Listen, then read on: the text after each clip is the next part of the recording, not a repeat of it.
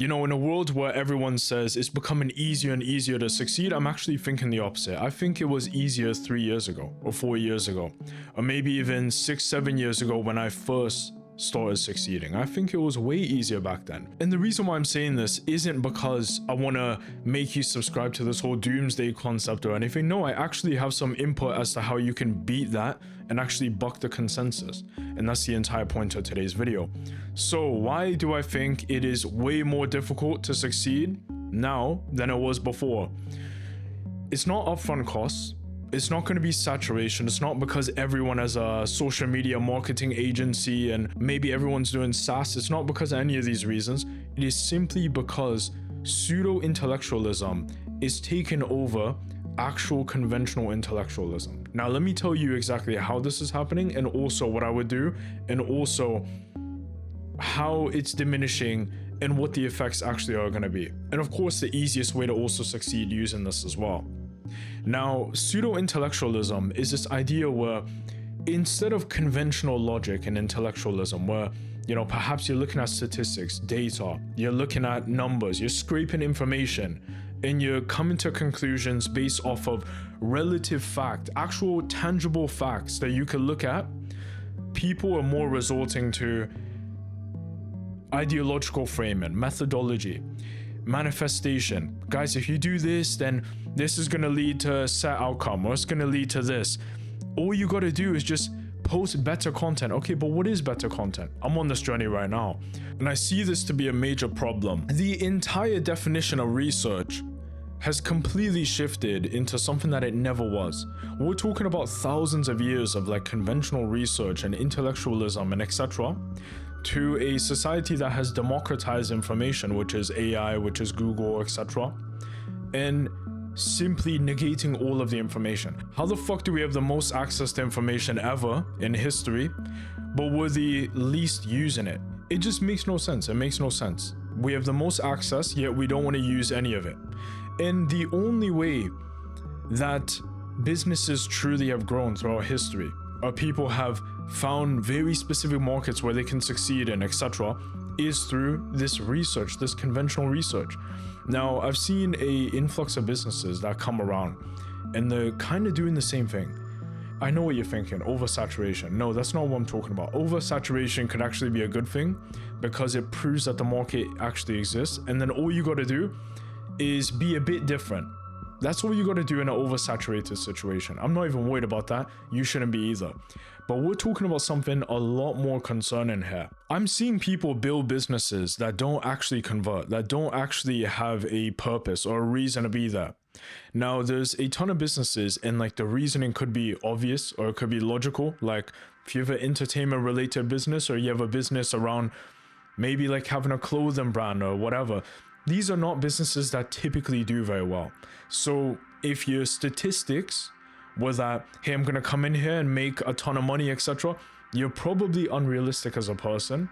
And I'm not someone who's like, oh, you have to be 100% realistic, but you're probably just a delusional person in general, and you're willing to overlook the said realities about that business. It is that people are developing stuff that nobody cares about, that nobody wants. It's the self-serving image that a lot of people have when it comes to business, where they're like, I'm going to develop what I want. They're going to do this whole selfish shit where they want to make what they want, and then, you know, people just got to put up with it. Guys, my vision, my vision.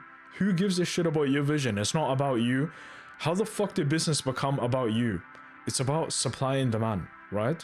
Supply and demand, what is it? It means that there is a proven set of people that need this for whatever set reasons, and therefore you're there to meet the demand of that. That's the supply, right?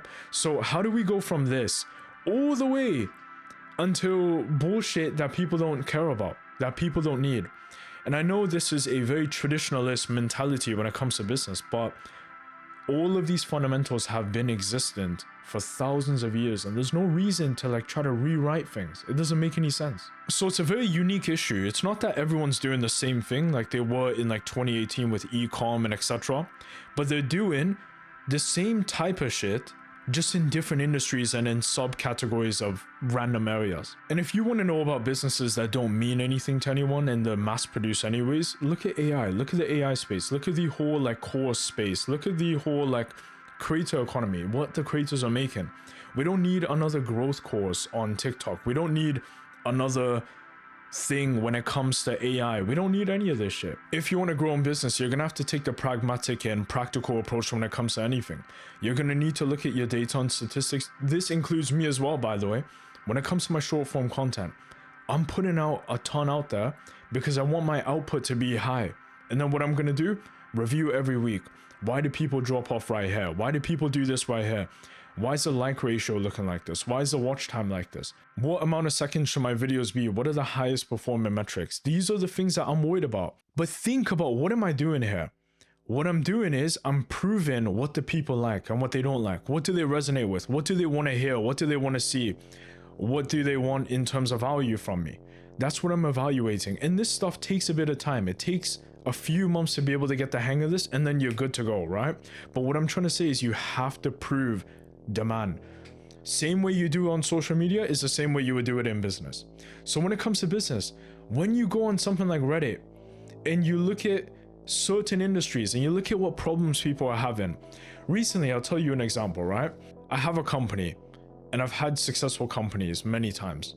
And this problem that I've been having, which is to do a WhatsApp, maybe one of you guys could develop this. This is your business idea. You guys reach out to me and maybe I promote it or I help you or whatever. But take this business idea. It's this WhatsApp bot thing that could respond to people using the logic of OpenAI or Claude or whatever, and it could appointment set for you. So when somebody goes to your website, they go through your VSL or whatever, and they click on WhatsApp as like the mode to like communicate with you, it then takes them to a channel in which they can coordinate that automatically with AI without you having to respond, without you having to hire anyone, without having to do all this weird like API stuff, and or at least make it easy with the API stuff, right? This is exactly what I'm looking for, and so many people on the internet, on Reddit, were also looking for the same thing. I'm talking about big businesses, I'm talking about successful companies, I'm talking about successful people. We all wanted this. Now, who's there to develop it? Pretty much nobody. There's like one company that has like a whole like entire monopoly on this, and they're shit anyways. So where's all these people who develop stuff? Where's all the AI people? Where's all the people who want to make 100K a month off of SaaS or whatever? Where's all these people? This is where you should be competing. Other areas like this as well. This is where you should be competing. Not in some random space where you're doing some random shit, making some random white label product for like a bunch of companies that don't really care to buy them. This isn't what you should be doing. What is this going to do? It's going to make you irreplaceable to the market. If you come to me and you say, hey, you know, I've actually developed the WhatsApp thing that you're talking about. You got a proof of concept, you got a front end, you got a back end, you've got a demo, you've got everything. You've got everything to show for it. You don't even need testimonials if you're willing to show everything. But if you're not willing to show everything, then testimonials are good. If you come to me and you do that, do you think I don't have $200 a month for you? Or even $500 a month for you if it's really effective? Or maybe what you could do is you could charge it on usage, or maybe you could charge us based on closing rate or something like that. Like have like an agreement or whatever. It's probably more practical to do usage, but you guys get the point. What I'm trying to say is, do you think I won't have money for you? Do you think other people who also do business won't have money for you? People are going to see that on my website and they're going to be like, and by the way, in my businesses historically, I've had a lot of web traffic. People are going to see that and be like, hey, how do you do that? Swear to God, I've had people who have messaged me saying, hey, I seen this on your website. How did you manage to actually get this on your website? People are going to do the same thing if you had that WhatsApp thing. People are going to do the same thing. Hey, how do you get this WhatsApp integration thing? Oh, I just got it from you, right? From you watching this video, who built it. And then what's going to happen? You've got 5 new customers just like that. It is about developing something that people need. If you take the pseudo-intellectual route, what's going to happen? Everything's about emotions, impulse, all of these things. What you're going to realize is selling emotions, selling impulse, and, you know, abrupt buying and abrupt users, meaning like you have like a countdown timer of like a sale and etc. The types of people that get succumb to this is the people who are erratic, the people who are not necessarily really advanced, they don't really have a ton of money, they're kind of young and they really want to succeed really bad. you can kind of emotionally steer those people into a way where they're buying a low ticket product. You could do that, but you're not going to be able to do that with somebody high ticket or like a real business. If you want to target a real business, you're going to be practical and you're going to be pragmatic. That's exactly what you're going to do. There's no other way to do this.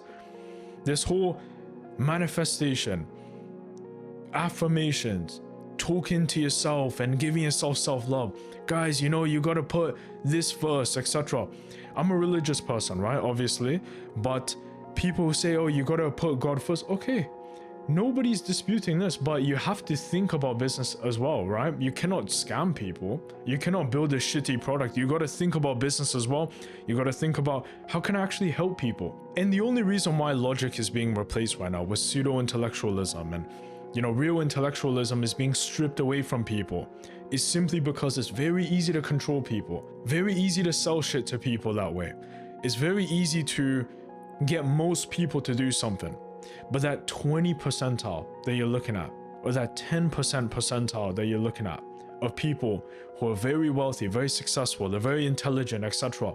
These people are not going to fall for that. So you're trying to build some bullshit and just do this whole marketing thing is a bad idea, especially if you're in a high ticket. Of course, there's varying definitions when it comes to manifestation and affirmations, but a majority of these definitions are just rooted in garbage. They're just rooted in just random, stripped away intellectualism.